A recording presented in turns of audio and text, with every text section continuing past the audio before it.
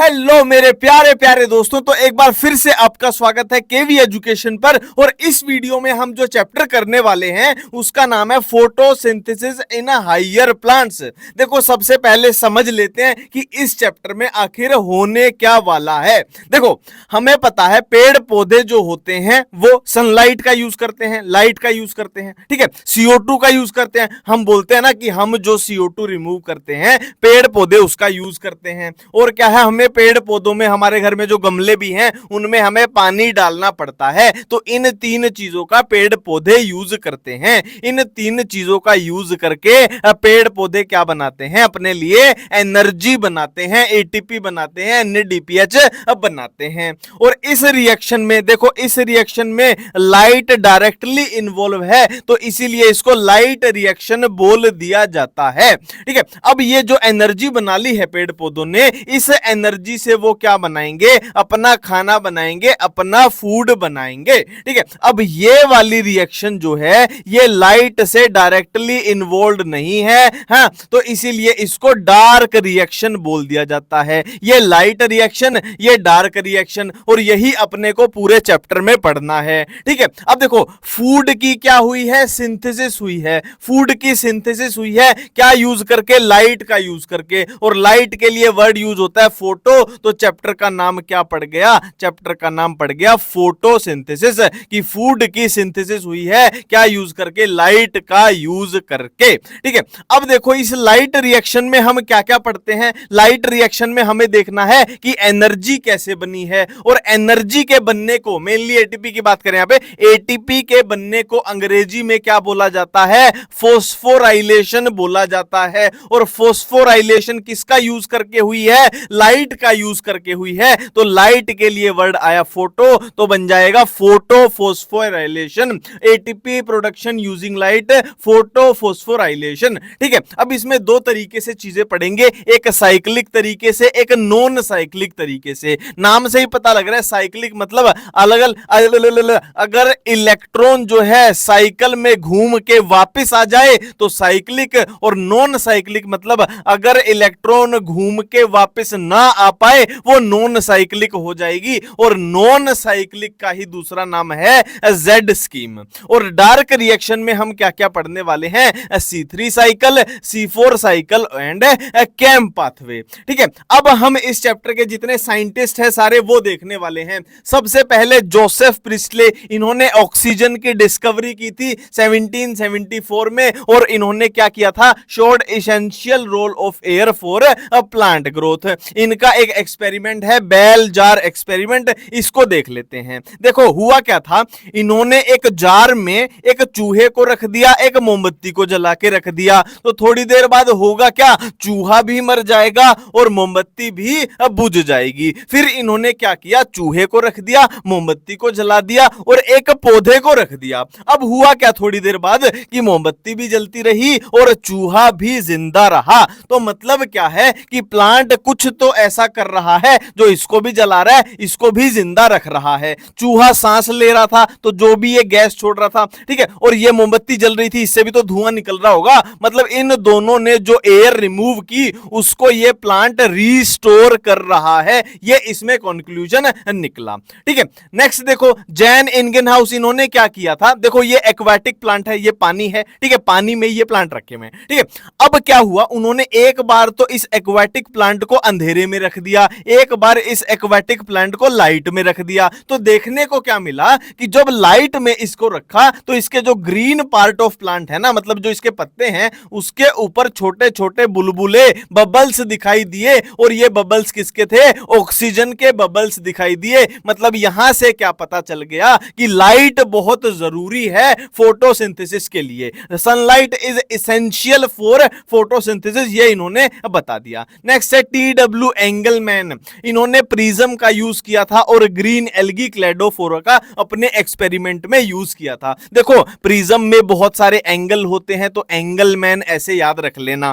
ठीक है, इनका कंक्लूजन क्या था कि प्लांट लाइट का यूज करते हैं, ये तो भाई कॉमन सी बात है, बट कौन सी ऐसी लाइट का जिसका मेनली यूज करते हैं, तो रेड एंड ब्लू कलर की लाइट है जिसका प्लांट मेनली यूज करते हैं। ठीक है, नेक्स्ट साइंटिस्ट हैं जूलियन वॉन सेक्स, इन्होंने क्या किया था भाई, भाई ग्लूकोज की प्रोडक्शन के बारे में बताया था कि प्लांट के अंदर होती है। ठीक है, इन्होंने क्या बताया था कि ग्रीन सब्सटेंस इन प्लांट्स, जिसको आज हम क्लोरोफिल के नाम से जानते हैं, वो कहां लोकेटेड होता है? स्पेशल बॉडी के अंदर, जिसको आज हम क्लोरोप्लास्ट के नाम से जानते हैं। ठीक है, नेक्स्ट क्या है? ग्लूकोज यूजुअली स्टोर किसकी तरह? स्टार्च के रूप में स्टोर होता है ग्लूकोज, ये बताया था। नेक्स्ट है कॉर्नेलियस वॉन लीन, इन्होंने क्या बताया था भाई? ग्रीन प्लांट की बात कर रहे हैं और यहां पर purple and green sulphur bacteria की बात कर रहे हैं। ठीक है, तो ग्रीन प्लांट के अंदर हाइड्रोजन डोनर जो होगा H2O होगा और ऑक्सीजन रिलीज होती है। इधर हाइड्रोजन डोनर देखो सल्फर बैक्टीरिया है तो H2S होगा और सल्फर रिलीज होती है। तो इस एक्सपेरिमेंट से क्या कंक्लूजन निकला कि जो ऑक्सीजन रिमूव होती है, पेड़ पौधे जो ऑक्सीजन रिलीज करते हैं, वो कहां से आती है? वाटर से आती है, ना कि वो CO2 से आती है। ठीक है, वाटर से आती है, CO2 से वो नहीं आती। ये वही अपनी नॉर्मल सी इक्वेशन है फोटोसिंथेसिस वाली, इसमें कुछ समझने लायक है भी नहीं है। ठीक है, नेक्स्ट हम बात कर रहे हैं, देखो अब मजेदार चीजें चलेंगी। देखो ये हमारे पास एक पेड़ है, पेड़ के पास बहुत सारी क्या है? पत्तियां हैं। एक पत्ती को उठा लेते हैं। अब इस पत्ती के इस पार्ट में जूम करके देखा तो अपने को मिजोफिल सेल्स दिखाई देंगी। अब एक मिजोफिल सेल को यहां से उठा लेते हैं तो मिजोफिल सेल्स के अंदर, जैसे किसी भी सेल के अंदर सेल ऑर्गेनेली होती है, इसके साथ भी सारी सेल ऑर्गेनेली हैं और एक सेल ऑर्गेनेली कौन सी है भाई? क्लोरोप्लास्ट है। तो यहां से इस क्लोरोप्लास्ट को जूम करके जब देखा तो इसके अंदर भाई, इसके अंदर क्या है? बहुत सारे थाइलाकोइड्स हैं और थाइलाकोइड्स के अलावा जो ये खाली जगह बची हुई है, इसको हम क्लोरोप्लास्ट का स्ट्रोमा बोल देते हैं। अब यहां से इसको थाइलाकोइड को जूम करके देखेंगे तो इस तरीके से है थाइलाकोइड। ठीक है, एक तो वो थाइलाकोइड है, देखो ये एक थाइलाकोइड, एक थाइलाकोइड, एक थाइलाकोइड, एक थाइलाकोइड, एक थाइलाकोइड, और ये सारे मिलके एक बिल्डिंग बना रहे हैं जिसको क्या बोला है? ग्रेना बोला है। अब ये वाले थाइलाकोइड जो हैं, ये ग्रेना नामक बिल्डिंग में प्रेजेंट है, तो इनको बोल दिया जाएगा ग्रेनल थाइलाकोइड, है ना। ये भी एक ग्रेना है, ये granal thylakoid, granal thylakoid, granal thylakoid. और दो ग्रेना को, ये एक ग्रेना, ये एक ग्रेना, दो ग्रेना को आपस में कौन जोड़ रहे हैं? ऐसे थाइलाकोइड जो स्ट्रोमा में पड़े हुए हैं, इसीलिए इनको स्ट्रोमल थाइलाकोइड बोल दिया जाएगा या फिर स्ट्रोमल लैमेला बोल दिया जाएगा। यहां पर मैंने आपको बताया था कि थाइलाकोइड के बाहर की जो जगह होगी वो स्ट्रोमा होगी। ठीक है, तो ये ग्रेना, ये ग्रेना, ये ग्रेना और ग्रेना को आपस में जो जोड़ रहे हैं वो स्ट्रोमा में पड़े हुए हैं, इसीलिए उनको स्ट्रोमल थाइलाकोइड बोल दिया जाता है। ठीक है, अब एक थाइलाकोइड को यहां से उठा के अगर जूम करके देखते हैं तो अंदर थाइलाकोइड के अंदर का एरिया जो होगा उसको थाइलाकोइड का ल्यूमन बोल दिया जाएगा। और जाहिर सी बात है ये थाइलाकोइड की क्या है? ये थाइलाकोइड की मेम्ब्रेन है। अब थाइलाकोइड की मेम्ब्रेन में कुछ स्ट्रक्चर लगी होती हैं। क्या क्या स्ट्रक्चर लगी होती हैं? फोटो सिस्टम लगे होते हैं, ये फोटो सिस्टम 2 है, ये फोटो सिस्टम 1 है। और क्या है? इलेक्ट्रॉन ट्रांसपोर्ट चेन लगी होती है। और क्या है? एटीपी सिंथेज यहां पर लगा होता है और इसी का आगे जाके यूज होगा। अभी अभी हमने दो टाइप के थाइलाकोइड देखे, एक ग्रेना वाले ग्रेनल थाइलाकोइड, एक स्ट्रोमा वाले स्ट्रोमल थाइलाकोइड। अब मजे की बात यह है कि ग्रेनल थाइलाकोइड के पास दोनों फोटो सिस्टम होते हैं, PS1 भी PS2 भी, जैसा कि हमने यहां पर देखा। बट अगर स्ट्रोमल थाइलाकोइड की बात करें उसके पास PS2 नहीं होता है, उसके पास सिर्फ और सिर्फ PS1। अब हम बात करने वाले हैं क्लोरोफिल पिगमेंट्स की और मैं याद करने की ट्रिक भी बताऊंगा। देखो कौन से पिगमेंट है? क्लोरोफिल ए है, क्लोरोफिल बी है, कैरोटीन्स है और ज़ैंथोफिल है। ठीक है, तो इन शॉर्ट अगर मैं बताऊं तो ये ए है, ये बी है, ये सी है, ए बी सी, है ना। इनको कैसे याद करना है? रेनबो वाला विबग्योर लिख लो। देखो वॉयलेट, इंडिगो, ये कलर यहां पे नहीं दिखाई देंगे, कॉमन सेंस की बात है। ठीक है, तो ये नहीं दिखाई देंगे, तो ब्लू से शुरू करना है। देखो ब्लू ग्रीन, ग्रीन येलो और yellow orange, A B C, ये आपकी ट्रिक बन गई। ब्लू ग्रीन कौन सा है? ए है। ग्रीन येलो यानी येलो ग्रीन एक ही बात है, तो ये बी है। येलो ऑरेंज कौन सा है? अपना कैरोटीन्स है। ज़ैंथोफिल को कैसे याद करें? देखो हम फिजिक्स या कहीं भी कोई भी ग्राफ पढ़ते हैं तो वहां पर क्या पढ़ते हैं? एक एक्स एक्सिस होता है, एक वाई एक्सिस होता है। तो एक्स एक्सिस ये रहा, वाई एक्सिस ये रहा, तो ये अपने को याद हो गई। अब नेक्स्ट इसमें इंपॉर्टेंट बात क्या है? देखो अपने पास यहां पर मेनली चार चीजें देखने को को मिल रही है ए बी, ये कैरोटीन्स और ज़ैंथोफिल। ठीक है, अब मजे की बात क्या है कि इसमें जो क्लोरोफिल ए होता है ना, वो सरपंच होता है, वो सरपंच होता है, वो मुखिया होता है, बाकी क्या है उसके सहायक हैं, बाकी हेल्पर हैं। ठीक है, तो क्लोरोफिल ए बीच में बैठ जाएगा और जैसे ही जो भी लाइट आएगी ये इसको पकड़ के लाइट को पकड़ के लाएगा, ये भी लाइट को पकड़ के लाएगा, ये भी लाइट को पकड़ के लाएगा। एक तरीके से ये लाइट को हार्वेस्ट करेंगे, तो ये लाइट हार्वेस्टिंग कॉम्प्लेक्स बनाएंगे। और ये सरपंच है, इसको हम क्या बोल देंगे, सरपंच रिएक्शन सेंटर इसको बोल देंगे। और बाकी के क्या है, सहायक हैं, एक्सेसरी पिगमेंट है, बाकी के लाइट को हार्वेस्ट कर करके लाएंगे, तो इनको लाइट हार्वेस्टिंग कॉम्प्लेक्स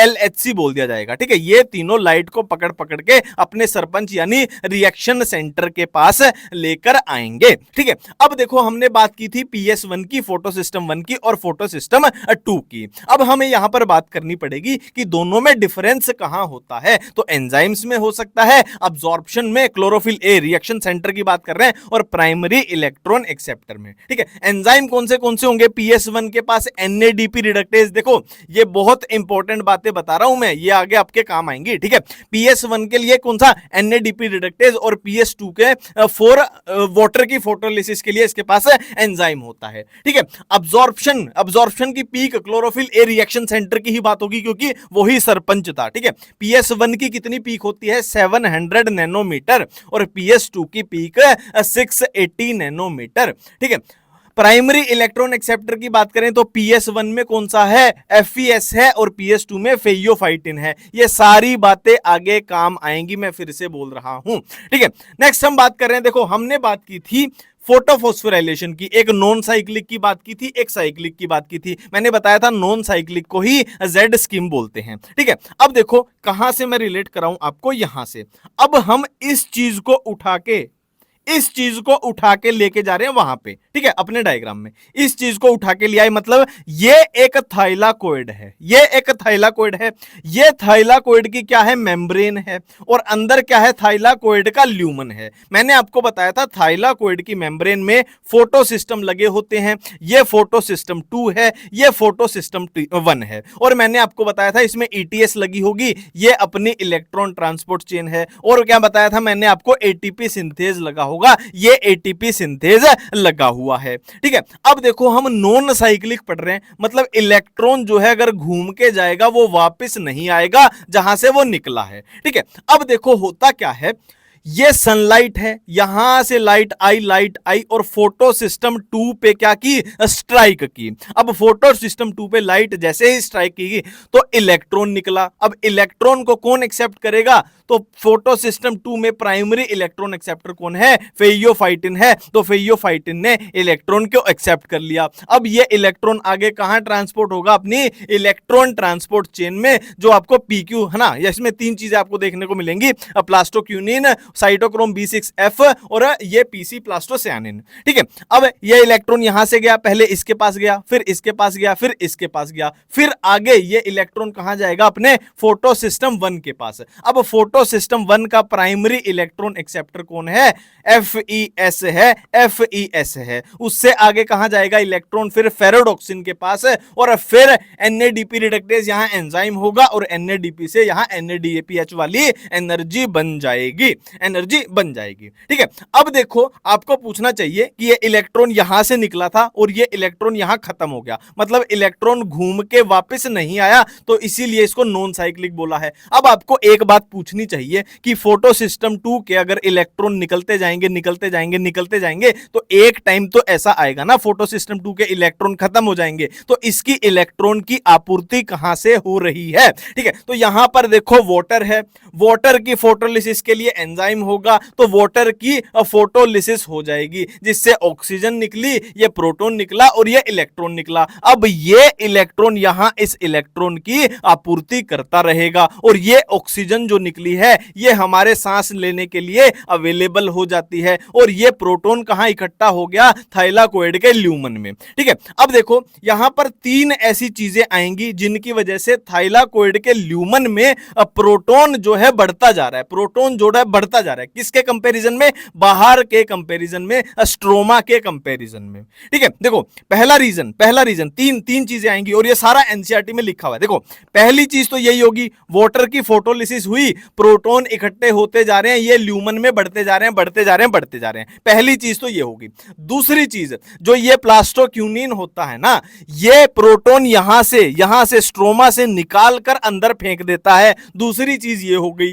तीसरी चीज क्या हो गई, यहां NADPH एनर्जी बनाने में जो ये प्रोटॉन यूज हो रहा है, ये भी स्ट्रोमा से निकाला जा रहा है। तो स्ट्रोमा में कम होते जा रहे हैं, अंदर बढ़ते जा रहे हैं। मतलब तीनों ही चीजें एक तरफ इशारा कर रही हैं कि थाइलाकोइड ल्यूमन में जो प्रोटॉन हैं वो बढ़ते जा रहे हैं, बढ़ते जा रहे हैं। मतलब एक प्रोटॉन ग्रेडियंट बनता जा रहा है। अब इस ग्रेडियंट को तोड़ना जरूरी है। तो क्या होगा, यहां पर ATP सिंथेज लगा हुआ है, जिसके सिर को CF1 बोल देंगे और ये पैरा टाइप है CF0 बोल देंगे। यहां से जब ये ग्रेडियंट टूटेगा, यहां से ये प्रोटॉन जो है बाहर निकलेंगे और ये एनर्जी बनती जाएगी, ATP बनती जाएगी। जैसे जैसे प्रोटॉन बाहर निकलेंगे, ATP बनती जाएगी। ठीक है, अब यहां पर चीजें देख लीजिए, ये हमारा नॉन साइक्लिक वाली चीजें चल रही हैं और यही वो NCERT की चीजें हैं, है ना, जो हमने इस डायग्राम में देखा है ना, वही चीजें इसमें ये NCERT वाला डायग्राम बोल रहा है। आप कहीं भी चेक कर लो। ठीक है, बस अपहिल क्या है कि आप लो एनर्जी से हाई एनर्जी की तरफ चले गए तो अपहिल हो गया, डाउनहिल यानी हाई एनर्जी से लो एनर्जी की तरफ आ गए। ठीक है, तो ये नॉन साइक्लिक था। अब हम साइक्लिक देख लेते हैं। तो साइक्लिक में क्या है, साइक्लिक में फोटो सिस्टम 2 नहीं है। फोटो सिस्टम 2 जो है या तो अब्सेंट है या नॉन फंक्शनल है। तो ऐसा किस केस में हो सकता है, तो याद करो मेरी बात, याद करो मैंने क्या बोला था, स्ट्रोमल थाइलाकोइड के पास ओनली PS1 होता है। तो PS2 अगर होगा ही नहीं तो PS1 ही खाली काम करेगा। ठीक है, तो ये कुछ चीजें हैं जहां पर खाली PS1 काम करेगा। ठीक है, तो देखो यहां पर PS1 पे लाइट स्ट्राइक की, सेम वही चीज चलानी है। तो लाइट जैसे ही स्ट्राइक की, PS1 से इलेक्ट्रॉन निकला। PS1 का प्राइमरी इलेक्ट्रॉन एक्सेप्टर कौन है, FES। फिर इलेक्ट्रॉन इलेक्ट्रॉन ट्रांसपोर्ट चेन में घुस गया, वही चीजें चलेंगी, प्लास्टोक्यूनिन, वही तीनों है ना। फिर चेन से चला, फिर चेन से दोबारा ये PS1 के पास पहुंच गया। तो इलेक्ट्रॉन जहां से निकला था, घूम फिर के वहीं पहुंच गया है। तो एक साइकिल कंप्लीट हो गई, इसीलिए इसको साइक्लिक फोटोफॉस्फोराइलेशन बोल दिया गया। ठीक है, अब प्रोटॉन ग्रेडियंट किसकी वजह से बनेगा, PS2 ही नहीं है। अब PS2 नहीं है तो वाटर की फोटोलिसिस के लिए एंजाइम ही नहीं है। मतलब वाटर की फोटोलिसिस यहां पर होगी नहीं, तो वो प्रोटॉन नहीं आ रहे। हाँ, बट प्लास्टोक्यूनिन वाले प्रोटॉन आ रहे हैं जो प्रोटॉन ग्रेडियंट बना रहे हैं। और इसमें ना आपको कहीं ये वाली चीज नजर आ रही, NADH वाली। ठीक है, क्यों, क्योंकि ये तो भाई इलेक्ट्रॉन को खाएगी। यहां पर तो इलेक्ट्रॉन खाने के लिए है ही नहीं, वो तो साइकिल हो रहा है। क्योंकि फोटोलिसिस वाटर नहीं हो रही ना, इलेक्ट्रॉन को आप रिफिल कैसे करोगे, है ना, ये दिक्कत है। तो ना तो आपको फोटोलिसिस ऑफ वाटर नजर आएगी, ना आपको NADH कहीं लिखा नजर आएगा। सिर्फ यहां से प्लास्टोक्यूनिन की वजह से प्रोटॉन ग्रेडियंट बन रहा है और ये निकल के फिर एनर्जी बना रहा है। खाली ATP आपको नजर आएगी। ठीक है, और यही भाई अपनी NCERT में लिखा हुआ है, सिंपल सा जो ये डायग्राम है उसी को यहां पर बना दिया गया है। ठीक है, अब आपसे कोई पूछ ले साइक्लिक और नॉन साइक्लिक में फर्क बता दो, तो कुछ भी याद करने की जरूरत नहीं। अब देख लो, ओनली PS1 है, इसमें PS1 भी PS2 भी। कुछ याद किया, नहीं किया। ठीक है, रिएक्शन सेंटर P700 है, इसमें P680 है। ठीक है, इलेक्ट्रॉन रिलीज्ड साइकिल्ड है, इसमें नॉट साइकिल्ड है। कुछ भी नहीं याद किया अभी तक। फोटोलिसिस ऑफ वाटर होगी कि नहीं होगी, आसानी से बता दोगे। खाली ATP है या ATP के साथ NADH भी है, आसानी से बता दोगे। ऑक्सीजन की प्रोडक्शन कहां से होती है, फोटोलिसिस ऑफ वाटर से। तो फोटोलिसिस ऑफ वाटर ही नहीं होगी तो ऑक्सीजन भी नहीं होगी। यहां पे है तो ऑक्सीजन भी है, आसानी से बता दोगे। ठीक है, स्ट्रोमल थाइलाकोइड में होती है, ग्रेनल में, क्योंकि स्ट्रोमल में ओनली PS1 होता है, ग्रेनल में PS1 भी PS2 भी, आसानी से बता दोगे, कोई भी दिक्कत आपको नहीं आएगी। और ये वही चीजें लिखी गई हैं कि 3 ऐसी जगह हैं जहां से अपने को प्रोटॉन मिल रहे हैं और अंदर इकट्ठा होते जा रहे हैं। वही चीजें लिखी हुई हैं कि भाई आपको नोट्स है ना, कि अभी वीडियो में तो देख लोगे, नोट्स पढ़ने भी ना, तो आपको पता चलना चाहिए प्रोटॉन ग्रेडियंट कौन सी 3 जगह से बन रहा था। वही चीजें यहां पर लिखी गई हैं। ठीक है, नेक्स्ट भाई, अब अपनी लाइट रिएक्शन लगभग कंप्लीट हो चुकी है। अब हम केल्विन साइकिल C3 साइकिल देखना चाहते हैं। ठीक है, देखो यहां पर है राइबुलोज 1,5 बिसफॉस्फेट, और ये कितने कार्बन का कंपाउंड होता है, 5 कार्बन का कंपाउंड है। और यहां एटमॉस्फेयर से CO2 आई, CO2 के पास कितने कार्बन है, 1 कार्बन है। तो 5 कार्बन यहां थे, 1 कार्बन ये, तो 6 कार्बन का यहां पर चीज बननी चाहिए। बट ये कितने की होती है, 3 कार्बन की, तो कितने बनेंगे, 2 बन जाएंगे। 2 प्रोडक्ट 3 कार्बन के 3 फॉस्फोग्लिसरेट बन जाएंगे। और CO2 यहां पर हुई है तो कार्बोक्सिलेशन स्टेप का नाम हो गया। ठीक है, नेक्स्ट फिर रिडक्शन वाला स्टेप है, उससे ट्रायोज फॉस्फेट बनेगा। अभी तक कार्बन में कोई प्लस या माइनस नहीं आया, सेम कार्बन चल रहे हैं। मतलब टोटल यहां जमा करोगे तो 2 गुना 3 यहां पर 6 कार्बन आपको मिलेंगे। तो इन 6 कार्बन में से एक कार्बन, एक साइकिल में एक कार्बन यहां निकल जाएगा, क्योंकि अपने को यहां खाना बनाना है, ग्लूकोज वगैरह बनाना है। तो एक साइकिल में एक कार्बन निकलेगा, तो आपको 6 कार्बन निकालने हैं, तो यह साइकिल 6 बार घुमानी पड़ेगी। ठीक है, एक कार्बन निकल गया तो कितने कार्बन बच गए? 5 कार्बन अब बच चुके हैं। 5 कार्बन का ही क्या था? ये था अपना। ठीक है, यहां पे 6 कार्बन थे, एक कार्बन यहां निकल गया तो 5 कार्बन का ये बच जाएगा ना। सिंपल, ये साइकिल घूमती रहेगी। ठीक है, ये हमने देखी भाई अपनी Calvin cycle, C3 cycle. Next हम देखना चाहते हैं C4 प्लांट्स। देखो C4 प्लांट्स में क्या होता है? क्रांज एनाटॉमी होती है, स्पेशल लीफ एनाटॉमी होती है, और इसमें 2 टाइप की सेल होती है, mesophyll cell, bundle sheath cell. देखो जब हम C3 साइकिल देख लेते तो यहां पर बंडल शीथ सेल का आपको जिक्र नहीं मिलेगा। ये कैसी सेल है? अपनी मीजोफिल सेल्स हैं, मीजोफिल सेल्स हैं। ठीक है, और इधर C4 प्लांट की बात करें तो इनके पास 2 टाइप की सेल होती हैं, एक मीजोफिल सेल, एक बंडल शीथ सेल। ठीक है, अब होगा क्या? देखो एटमॉस्फेयर में कार्बन डाइऑक्साइड थी, ये यहां अंदर आ गई बाइकार्बोनेट की फॉर्म में। ठीक है, मीजोफिल सेल्स में क्या था? फोस्फोइनोल पाइरुवेट था। कितने कार्बन का कंपाउंड था? ये 3 कार्बन का कंपाउंड था। एक कार्बन CO2 से आई, तो 3 कार्बन और एक कार्बन फिक्सेशन हो गई, 4 कार्बन का एसिड बन गया। 4 कार्बन का कहां बन गया? मीजोफिल सेल्स में। अब ये 4 कार्बन का एसिड कहां ट्रांसपोर्ट हो गया? बंडल शीथ सेल में ट्रांसपोर्ट हो गया। ठीक है, अब 4 कार्बन का था, इससे अगर एक CO2 निकाल दें, डी कार्बोक्सिलेशन, डी मतलब रिमूव कर दी, एक CO2 निकाल दें तो 4 कार्बन का एसिड था, तो ये 3 कार्बन का एसिड बच जाएगा। और ये 3 कार्बन का एसिड दोबारा से कहां जाएगा? अभी CO2 का यूज करेंगे, रुक जाओ। ठीक है, तो ये 3 कार्बन का एसिड दोबारा से कहां चला गया? मीजोफिल सेल में चला गया, और मीजोफिल सेल में जाके रीजनरेट करके दोबारा से इसने 3 कार्बन का फोस्फोइनोल पाइरुवेट बना दिया, पेप बना दिया। ठीक है, अब ये जो CO2 रिमूव हुई है, ये कहां पर यूज होगी? ठीक सेम टू सेम ऐसी साइकिल चलेगी। ये CO2 निकल गई, अब यही साइकिल वहां पर रिपीट होगी। ठीक है, सेम टू सेम कि बंडल शीथ सेल में ये जो CO2 निकली है, सेम केल्विन साइकिल जैसी चीजें यहां पर चलेंगी। अब आपसे कोई पूछ ले कि CO2 प्राइमरी CO2 एक्सेप्टर कौन है, तो C3 साइकिल में कौन है भाई? Ribulose 1,5 bisphosphate. ठीक है, और C4 साइकिल में कौन है? ये अपना फोस्फोइनोल पाइरुवेट। और भाई एंजाइम कौन सा यूज होगा? इसी के नाम से रिलेट हो जाएगा, इसका हो जाएगा रुबिस्को, जो यहां काम आएगा। और इसमें C4 साइकिल में कौन सा हो जाएगा? जो पेप के साथ काम आएगा, पेपकेज हो जाएगा। ये एंजाइम के नाम हो जाएंगे। ठीक है, और क्या है? बंडल शीथ सेल की बात कर रहे हैं कि इनमें थिक वॉल्स होती हैं, इसीलिए गैसेस का आना जाना मुश्किल है। ठीक है, लार्ज नंबर ऑफ क्लोरोप्लास्ट होते हैं, इंटरसेलुलर स्पेस अब्सेंट होता है, और ये high temperature, high light intensity को टॉलरेट कर सकते हैं। इनमें फोटो रेस्पिरेशन भी नहीं होती है। एग्जाम्पल क्या है? मेज, सोरगम और शुगर केन। ये अपनी C4 साइकिल, जिसका दूसरा नाम H एंड स्लैक पाथवे। ठीक है, फोटो रेस्पिरेशन की बात कर रहे हैं। देखो फोटो रेस्पिरेशन क्या है? एकदम वेस्ट है ना, इसका कोई यूज नहीं है। ना इसमें ATP बनती है, ना NADPH वाली एनर्जी बनती है, ना इसमें कोई शुगर बनती है। ठीक है, और इसका दूसरा नाम क्या है? ग्लाइकोलेट मेटाबॉलिज्म या फिर C2 साइकिल। और ये किस में होती है? C3 प्लांट में होती है, ये C4 प्लांट में नहीं होती है। होता क्या है इसमें? देखो यहां पर राइबुलोज 1,5 बिसफॉस्फेट के साथ CO2 जुड़ रही थी। ठीक है, अब ऐसा हो जाए, कंडीशन ऐसी हो जाए कि CO2 जो है वो कम हो जाए, CO2 की कमी हो जाए, और ऑक्सीजन तो है ही। ठीक है, तो CO2 अगर कम हो गई तो CO2 की जगह इससे ऑक्सीजन बाइंड कर जाती है, फिर सारा काम खराब हो जाएगा, कोई फायदा नहीं होगा। वही अपनी फोटो रेस्पिरेशन बोलती है। ठीक है, और भाई ये जो है अभी तक जो हमने पढ़ा है ना, अभी तक जो हमने पढ़ा है उसी की समरी है, कुछ इसमें नया नहीं है। अभी तक जो पढ़ा है उसी की समरी है, एक बार रिवीजन के लिए देखी है ये। ठीक है, नेक्स्ट भाई फैक्टर अफेक्टिंग फोटोसिंथेसिस है ना।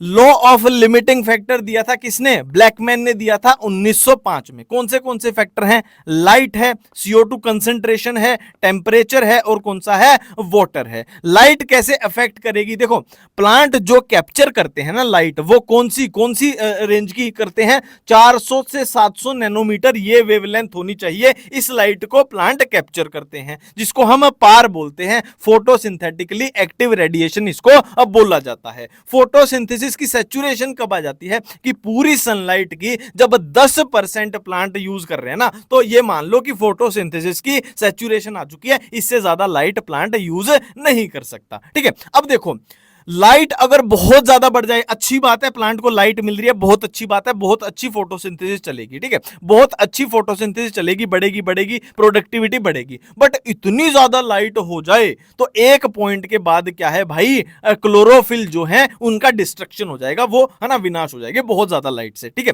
नेक्स्ट हम CO2 कंसंट्रेशन की बात कर रहे हैं, तो CO2 कंसंट्रेशन के बारे में एनसीईआरटी लिखती है कि ये मेजर लिमिटिंग फैक्टर है फोटोसिंथेसिस के लिए, ठीक है। और क्या है, CO2 सैचुरेशन की बात कर रहे हैं कि C3 प्लांट के लिए थोड़ी ज्यादा है 450 के पार, और C4 के लिए थोड़ी कम है 360 है, ठीक है।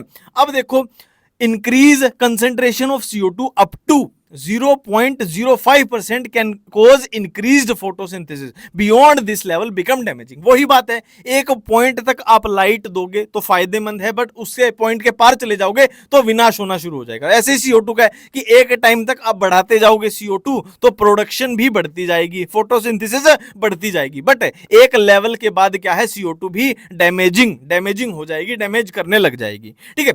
C3 प्लांट की बात कर रहे हैं कि CO2 आपने बढ़ाई, फोटोसिंथेसिस बढ़ेगी, प्रोडक्शन बढ़ेगी, और इसी को ग्रीन हाउस उसमें हम यूज करते हैं कि ग्रीन हाउस क्रॉप बनाते हैं, टोमेटो, बेल पेपर इसके एग्जांपल हैं, ठीक है। टेम्परेचर की बात कर रहे हैं, देखो हमने पढ़ा था एक डार्क रिएक्शन है, एक लाइट रिएक्शन है, तो लाइट रिएक्शन में हमने कहीं भी एंजाइम्स का इतना जिक्र नहीं किया था, तो उसमें एंजाइम्स ही नहीं है, तो टेम्परेचर से फर्क किस पे पड़ेगा, किसी पे भी नहीं। तो लाइट रिएक्शन में एंजाइम ना होने के कारण ये टेम्परेचर से ज्यादा अफेक्ट नहीं होती है। डार्क रिएक्शन में जबकि एंजाइमेटिक रिएक्शन होती है, ठीक है, तो एंजाइम है तो टेम्परेचर से भी वो इफेक्ट हो सकते हैं, ठीक है। Temperate optimum for photosynthesis of different plant also depend on the habitat that they are adapted to, ठीक है, कि कौन से प्लांट के लिए कैसा टेम्परेचर ऑप्टिमम है, ये उस पर भी डिपेंड करता है कि वो कैसी जगह पर है। जैसे ट्रॉपिकल फॉरेस्ट में है, ट्रॉपिकल वाले प्लांट हैं, या फिर टेम्परेट वाले प्लांट हैं, इस पे भी डिपेंड करता है, ठीक है। वाटर की बात कर रहे हैं, देखो वाटर स्ट्रेस हुआ मतलब वाटर की, पानी की कमी हुई तो स्टोमेटा बंद हो जाएंगे, ठीक है। वाटर कैसे अफेक्ट कर सकता है वो बात कर रहे हैं कि अगर पानी की कमी हो गई तो स्टोमेटा बंद हो जाएंगे पानी को बचाने के लिए। अब स्टोमेटा बंद हो जाएंगे तो स्टोमेटा के थ्रू ही CO2 भी आ रही थी, अब CO2 ही नहीं आ पाएगी तो फोटोसिंथेसिस कैसे होगी, है ना। C3 साइकिल में हम यही तो पढ़ रहे थे कि राइबोलोज 1,5-बिस्फोस्फेट के साथ कौन कंबाइन कर रहा है, CO2 ही तो कर रही है, तो CO2 ही नहीं आ पाएगी तो फोटोसिंथेसिस घट जाएगी, ठीक है। तो चैप्टर अपना कंप्लीट। थैंक यू, धन्यवाद।